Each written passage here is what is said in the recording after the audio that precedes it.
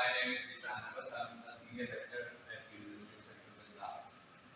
Today I'm going to give a demonstration of business studies for ALs. The topic for today is motivating workers. Before we get into motivating workers, we need to understand a little about what actually the term motivation is. Motivation actually is normally people would think the intensity with which people tend to work. It is being considered as an energy as well all the time. But with that, we need to have a direction as well. The person who is being motivated must be properly directed, should be knowing at which direction he is required to put his maximum effort. And with the direction, we need to have the intensity, the consistency of commitment as well. Persistence can be the term to explain. So that there are, if he faces certain hardships, he should not be bogged down by those things. He should be committed to his purpose, the goals of the organization, till he achieves what is expected of him. So moving on, when we talk about motivating workers, we need to understand the workers are motivated by which of the means whereby they are at work. Normally, people tend to work for money because they need to fulfill their daily routines, the households. They look for the security, and when we talk about the security, that is physical and psychological one. When we talk about the physical security, wherever the surroundings they are working in, they need to have proper assurance that they are not going to face any harm, the physical harm that it means. And when we talk about the psychological security, that can be considered as the job security as well. So that they are psychologically feeling safe that they're not going to be laid off from their work. And moving on, they have some certain social needs as well, the sense of affiliation with others, and the esteem needs, the progress in their organization, the career growth they must be looking towards. So their organization, if wants them to be committed and motivated to their work, they would have to fulfill all these needs. And with them, we need to have job satisfaction as well. So there are wide range of motivations at work. Some of them have already been discussed, but the firms are needed to ensure that whatever the motivation of their workers is, they should have to achieve that those motivations effectively, so that they can work accordingly. Because workforce that is motivated brings about productivity and increased profits, and that is something that is an outcome of so many studies, research. This is a research-based outcome. When we talk about motivation, there might be certain theories of motivation.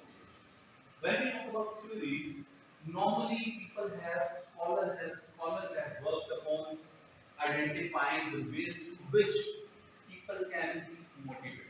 And those postulations, those assumptions became with the passage of time theories. So a theory is something that conveys how people can become motivated. One of the theories that can be considered as a motivation source is being presented by scientific management, which was proposed by Frederick Taylor.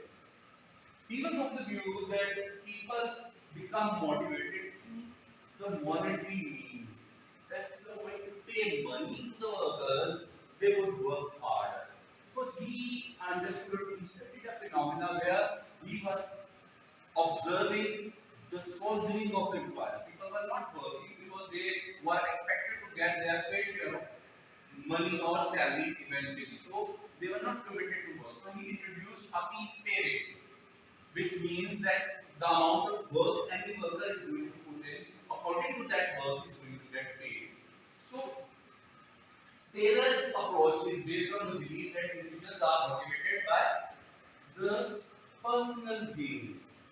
So it is an idea that prophesizes, that focuses that management should ensure that workers should be paid higher so that they become motivated. So he basically was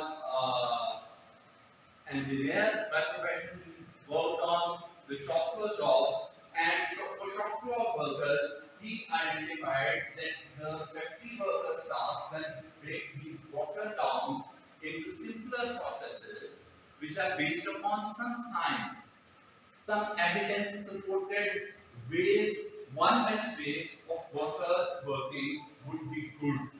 So that scientific approach should be adopted, and based upon that scientific approach, we would suggest that higher effort of the workers being put in the jobs which offer the higher outcome, the monetary outcomes for the workers.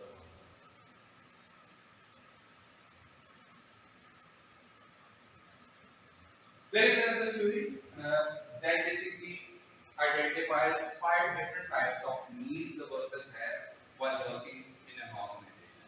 And once an organization fulfills all those five needs, the workers remain motivated.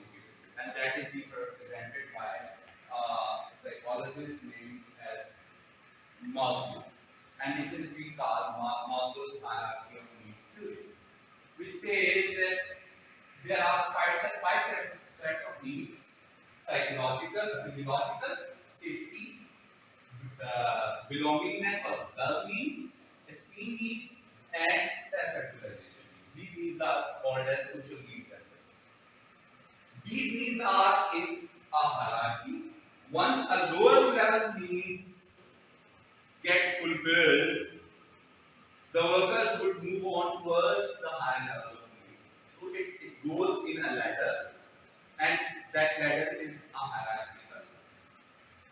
Which means that people would work to fulfill the physiological needs at first. They would have to have the food, water, and those kind of physiological needs well served. Then we have already discussed what safety needs mean. And when we talk about safety needs, it is the psychological and physiological both kinds of safety. Then the sense of belongingness, the social needs, the type of setting, the work setting that is there, the way people interact with each other, the sense of respect that is garnered on the person who is working in an organization. Then the skill needs, which are basically the promotion, the development, the personal development opportunities in an organizational setting, the career growth that can be expected, and finally, the self-actualization. But what is meant by self-actualization? The task, the work should be of a kind that would mean the actualization of of the personal self of that worker, which means that the worker feels fulfilled. He feels that every set of competencies he carries, his job offers him an opportunity to utilize all his skills, all his capabilities. So these are the self-actualization.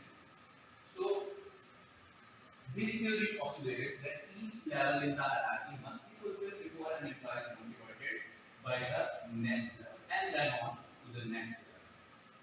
But this is a fact that some levels might not be important for certain kind of individuals. Like an individual who's a sound, financially, economically sound individual, he might not be interested in the physiological needs at all. Because he's well off, he would be doing his job not for the money, but for fulfilling other of the important needs that are being mentioned by Maslow.